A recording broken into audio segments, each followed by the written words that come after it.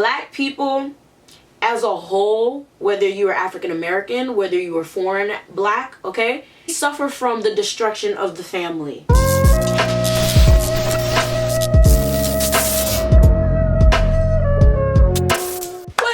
What up everybody? I am the Mademoiselle and this is my channel, and today we are going to be doing an episode of The Mafia Speaks. This is supposed to be my advice segment where I give you guys advice, but like, I've been going through so much shit and there's been so many other uploads trumping other uploads that I don't get to do these very often. I'm gonna try my best to do at least one a week, because right now I'm still in the April emails and it's the end of fucking June. So yeah, I also did a lot of these and lost the motherfucking footage. There's no excuse. There's absolutely no excuse. I'm just a trash ass human being, okay? So of course all of these are anonymous. If you ever want to send in some advice, I will not say your name, I will not give out your email, whatever the case may be, and I will not do that for this girl as well. Today we're going to be talking about something that a lot of you guys may be going through. I have read this particular story, however, I have no idea where the footage went, and that shit made me so upset because I know this girl needs serious help. Now, before we get into this, make sure you smash that like button, smash that subscribe button, smash every button you know that can help a sister out, and make sure you go down in the description box and you follow me on social media and get your merchandise. This video is sponsored by CarMarshal. If you need a new car, a used car, any car, make sure you go down to a CarMarshal and they will negotiate a deal for you on the car that you want. Now, this story is pretty damn sad, and like I said when I first started this whole series, if you need professional help, please seek professional help, okay? If you don't have insurance, try to file for your government aid, Medicare, Medicaid, whatever. I'm not sure what other countries have, but try to do that. Sorry y'all, my hair a little messed up on this side. It's like, oh, is that just my hood and not my hair? Guys, I'm wildin'. But yeah, like, try to get governmental aid. Try to get something, alright? Because I am not a professional. I did not go to school for this, okay? I am a communication / PR major. Like, this is not my thing, alright? But I'm going to try to give advice the best way I can. Please listen closely because this is a very interesting story. I may need professional help. However, I can't afford this. I'm a 23-year-old African girl in the UK. I've reached a stage of my life where I can honestly say I'm at my absolute worst, and I hope I don't have to experience anything like this again, but that's just wishful thinking. I'll try and not make this too long, but many things have contributed to me getting to this point. I no longer leave my room. I am afraid of humans, especially my family / racists. I was born into abuse and have barely escaped alive. For as long as I can remember, my mother would beat me brutally and blame me for every problem our family faces. My family abandoning us when I was 2, my auntie dying from cancer, my mother being generally miserable with her life, etc. It's all I've known, and at some point my mother tried to kill me by choking me. I was 17. I couldn't breathe. And I remember my elder sister, she was about 28 at the time, walked in and watched while seemingly enjoying herself. I called the police. I was taken away from the house only to be homeless and being told I have to return since the British government can't help me due to being an EU citizen. Wait. There's no CPS in the UK or something? How your mother basically try to kill you, essentially try to choke you out, and they try to bring you back there? Can someone from the UK answer what's supposed to be done in this certain type of circumstance? Because I have never heard anything like that in my life. Like, and what's an EU citizen? EU? Europe? I'm trying to figure out what an EU citizen is. I don't know exactly what that means. I wish you would have elaborated. But this is, okay, this is extremely traumatizing. Clearly your mother has some serious issues, if not some undiagnosed mental issues that she needs to deal with. But yeah, you're 17. I don't know what the legal age is in Europe or UK or whatever to get out your house, but you need to get out your house ASAP because this is too much. Many traumatizing things happened, mainly because I lived in a narcissistic household with 3 other siblings and I am the scapegoat black sheep. They all collectively abused me, mostly emotionally and verbally, but my mother always physically abused me to extreme lengths. To make matters worse, I was never taught anything to equip me with life skills I need to function. Instead, I was broken down to the core, have no identity or social life skills, self-destructive coping mechanisms, and I have very bad self-esteem/image, all of which is related to my lifelong abuse. I was never aware until a few months ago, August, when my friend spoke about his family and I started asking myself questions about how I've been raised and why I thought this was normal/took it for granted. Right now, I've dropped out of university due to my mental health. I did medical engineering, of which I only completed 2 or 4 years, one of which was supposed to be a master's. Oh my God. My family will not leave me alone, but I've completely cut off contact. However, it was probably too late since the damage had been done. Okay. Going back to the beginning of this statement, your sister's trash. Probably all your siblings are trash because ain't nobody trying to help you. But then again, maybe they're being abused as well. So I'm not sure the extent of that. Your mental health is that bad, girl, you need to seek some professional help. Like, I know you said you can't afford it, but I know there's governmental, I don't know, please correct me if I'm wrong, is there governmental assistance in the UK? I'm not sure how their government structure is. I'm not sure if they offer like things like Medicare, Medicaid, or whatever like we have out here, or I don't know. But if there is some sort of governmental assistance that you can get, I really suggest that you get it, because you need some real psychological help. And it sucks because there's a lot of people that do not have access to psychological help because they can't afford it, and it just hurts my heart so bad because it's like, damn, like, it's a lot of things that we take for granted. Like, I would be damned if I didn't have my meds. Okay, I'll tell you this right now.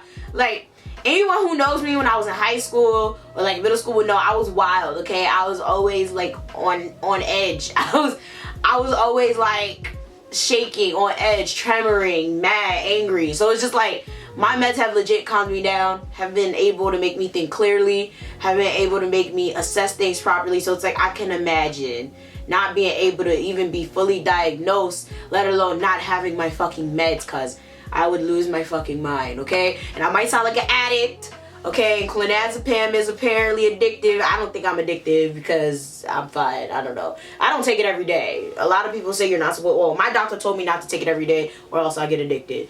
But yeah, so I mean, this sounds like a really bad situation. Like, this is really probably one of the worst things I've ever read. I spend my days being alone in my room, not leaving my room even to eat or drink. I've been underweight for years now. I work for an agency, but my health isn't great. I've taken a break from that now since I became ill. I have no friends or family here. The rest of my family lives in Africa, but I have no way of contacting them. I'm struggling financially as well as psychologically. I honestly don't know what I can do anymore. I've tried so many things to help with this feeling of hopelessness and fear. From going to the gym nearly every day, having protein shakes to make me gain weight, meeting new people. I even tried therapy, all of which have been temporary solution. But I can't seem to make a lasting friendship, be close enough to anyone around me to be able to talk about this. Even then, it keeps coming back and I always feel extremely alone. How can I build my confidence? How do I recover from all this trauma? Where do I even start? First things first, you did a very good job by cutting off your family, okay? Now, I've told people, I've given advice in general in the past for people to cut off their family. And a lot of people have always commented or came back at me with the, oh, how about if later on that person dies and you feel bad for not spending time with them? Okay, first of all, let me just say this. Everybody dies. You can't avoid that shit. We're all gonna die. I'm gonna die, you're gonna die, he's gonna die, she's gonna die, they're gonna die. Everybody gonna die. You can't avoid that shit. Now, is the thought of, oh, this person might die, I didn't get to spend enough time with them, outweigh the, oh, this person's mistreating me and they need to be out of my life so I can live the best life that I can live? Does that outweigh it? That's up to you. That is totally up to you. Personally, I think that friendships, relationships, whatever the case may be, is a choice, okay? You choose to have relationships with people. You choose to associate with people, okay? If you don't want to associate with somebody, you don't have to. I've known people living in the same house as somebody and they still don't fucking associate, all right? Spent years not associating. I know people that haven't talked to their parents and then they live in the same damn house for years, all right? Trust me, it's not that hard to cut somebody off. It really isn't. If you truly don't want to talk to somebody, you don't have to. So great first step in cutting them off, okay? It seems that you leave your house. I think you left your house. That's what it seems like. I think that's what I read. That's good. Good step in the first direction. So now you've eliminated all the problems. Now you have eliminated all the people that have caused you problems. Now it's up to you to find yourself, okay? You've been stripped of everything that is you. Now you have to go find it again. At this point, I suggest you try to go find things that make you happy. Do pottery classes, go to poetry nights, go out and party, go to the zoo, go to museums, try to meet new people. Like, there's so many things you can do, yo, to discover yourself and try to see what it is that you like. I know you said you're not really close to people, but in this instance, since you can't afford professional help, you need to find someone you trust to talk to. You need to find like a friend, okay? Or a family member you trust from Africa. I don't know, someone that you can talk to, because this is just going to eat you alive. Your thoughts will eat you alive, okay? Whether you're in a traumatic situation or a simple situation, whatever the case may be, your thoughts will eat you alive. If you cannot speak to someone about your issues, it's going to kill you slowly. Stress does not do good on the body, okay? There's been numerous studies and tests done on stress and stuff like that, and trust me, stress is like one of the worst things, and living with an undiagnosed mental health crisis is even worse. I do suggest that you do look into if your country has like some sort of Medicare situation that you can sign up for, so that you can get the proper help that you need. But I really hope you're doing well. I hope you can find yourself, and keep me posted, because I read this like a while ago and I came on camera to read it again because I lost the footage, and because this has been one story that's been stuck in my head, because I'm just like, yo, I really hope you're doing good. Next, we have another family issue, and ooh, child. So just to summarize a bit, my aunt on my mother's side has 5 kids. I have no issues with the 4 kids, but there is one that I've had altercations with. He's the oldest, and we're gonna call him a victim for the duration of the story, since that's how he likes to portray himself constantly. Anyways, a few weeks ago, I go over to my aunt's house just to drop some things off, and I see that one of my cousins has my dad's phone. We had lost the phone a week prior. Also, keep in mind that phone never leaves the house because it always has all of my dad's important things saved on it. I asked where he gets it from, and he says a victim gave it to him. I immediately text him saying that my trust in him is dead. This ain't the first time this long head bitch stole from us. He then plays dumb like, huh, what phone? Then stretches up after I inform him the phone went missing when he started to come over, saying, oh, I found the phone by the laundromat. Like, bitch, do you know what I'm talking about or no? So I cuss him out, and he tries to switch shit up, talking about how he's so depressed and how he can't trust me because I run my mouth. 1, that ain't got shit to do with the phone. 2, if I start telling my aunt that shit he tells me about them on a daily basis, he'd be disowned. All the shit he's stolen from them as well. I've blocked him on all platforms, and I no longer see them as family. He's requested an apology. Ha. Am I in the wrong? Would it be wrong to put his life on blast? I have that blood is thicker than water mentality, but I also have that I don't care if you're family, I'll smack the fire out of you mentality as well. Okay, woo child, woo child. Okay, first things first. You don't live with them, so what they do shouldn't affect you that much. However, homeboy stole something out your house. That's something you should be concerned about. That's something to be mad about. But to me, it sounds like victim has like a legit problem. He literally probably does suffer from depression or something traumatic in his childhood. I don't think it's okay to go blast him because of that, okay? Maybe he's talking shit because he's been through something that you don't know about. Maybe he's stealing shit because he's been through something that you don't know about. Doesn't make it okay, doesn't make it right, not justifying anything he has done or said, but I'm saying you need to think about it through his perspective, through his point of view. Maybe he's legitimately going through something that you blatantly do not understand right now. So I would say talk to him on a deeper level. Not just talk to him like, why you stole my dad's phone? No, like legit go talk to him and be like, yo, I see you've been going through something. I feel like there's something wrong with you. I feel like I can help. Would you like to talk? Okay? Don't come at him crazy. Okay, he might be getting on your nerves. He might piss you off. Trust me, girl. I got mad family members that I really don't fuck with. And that's for a lot of reasons, okay? Not even like simple shit, like a lot of complex reasons. But I still talk to them. Be surprised enough. I still talk to them and make sure that they're mentally stable, make sure that they're good, you know? Anytime they're going something, I try to make sure that, yo, like, you good, you need something, cuz, you know? But other than that, I ain't talking to you on an everyday regular basis, you know? It's okay to give someone an opening ear, you know, an open ear, a shoulder to cry on, you know? Just don't get too wrapped up in something you don't want to be wrapped up in, okay? So I suggest you go talk to him. I hope you got the phone back, because clearly he wildin'. He should not be out here stealing. I hope you got the phone back, and I hope that y'all mend y'all relationship, because it doesn't even seem to be that serious. Maybe there's more to the story, but I really don't think it's that deep. But like I said, you don't live with them anyway, so it shouldn't be that hard to avoid them. But I would say you reach out to victim and you find out exactly what his issue is, because there may be so much more to what he's going through than what you can understand or even know at this point. Okay, so I'm only 13, and please understand if my grammar is stupid. Anyways, my mom has 5 children. 3 of us live with her, and the 2 others are in Jamaica.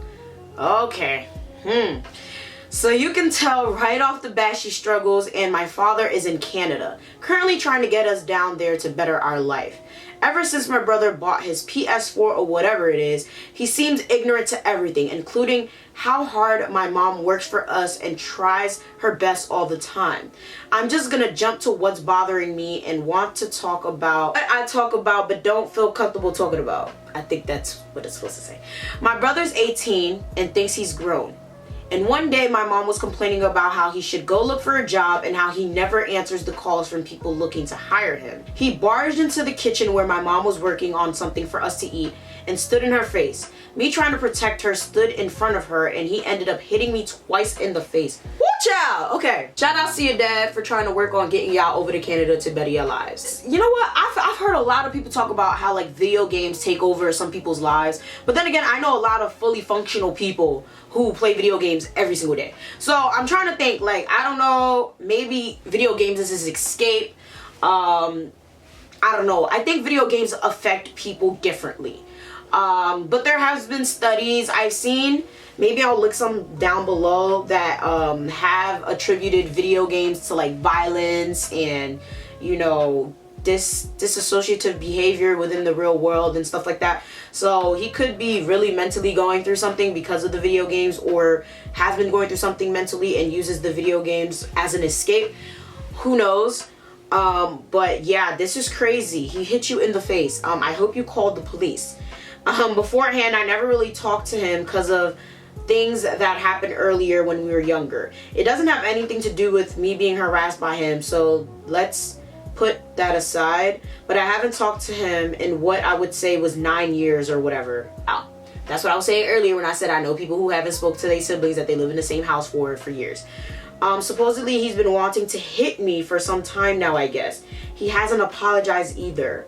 Not like I want it for him, because I could care less. If he had touched my mom, I would have killed him. No one has said anything about it, not even my mom. But I'm just waiting for the time when he realizes he needs my mom and he isn't a grown man. I'm overly protective of my mom, and I've developed tons of anxiety if she's not around. I don't want to talk about my depression because it's not really important. I'm sure if this is hard to get behind, I'm on my shitty phone and I need to eat dinner. There's lots of holes in the story too. Oh, I'm not gonna put your name out there, but you have a very pretty name. But okay, girl, it really hurts to see families, in particular black families, go through these type of issues, like have problems where it's like, you know, they're physically fighting, they're not talking for years, and they live in the same house or whatever. And granted, if someone's toxic, they're toxic. I do believe in cutting off toxic people. I don't give a fuck, family, friend or not, right? But at the same time, it's like, how does it get to that point? Like, even in myself, in my family, I be really thinking like, yo, how does it get to this point where it's like, yo, I used to fuck with you on an everyday basis and now I don't fuck with you anymore? Like, black people as a whole, whether you are African American, whether you are foreign black, okay, suffer from the destruction of the family. Whether it is co-parenting lifestyle where it's not working, Whether it's the my mother isn't there, my father isn't there, whether it's the all my family is fighting and we hate each other, whether it's the death of someone caused us to all fight, or now there's a lump sum of money we're fighting over, or we're fighting over our house, whatever. There's so many situations that I've heard of that have caused families to fight, from relationships to death to money to assets. And I feel like we need to realize that there are bigger things, okay, in life than assets and money and a whole bunch of other stuff. It's one thing to cut someone off because they're toxic.